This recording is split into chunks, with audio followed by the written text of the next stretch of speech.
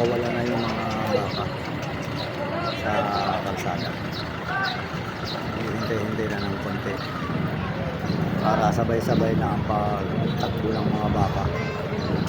Yan, napakawala na yan para sabay-sabay na. Ready lang ang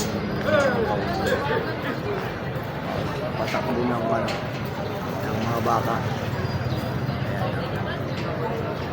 Ayan, hihintay-hintay na naman. Maya-maya na buksan na yung pinaka-kural ng mga baka. Ayan. Ayan na. Buksan na mga idol.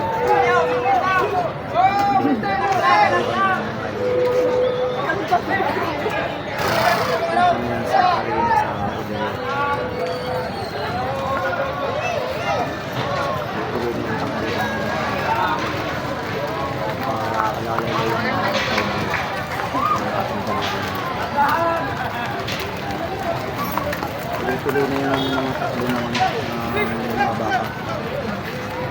Punta na yan sa arena.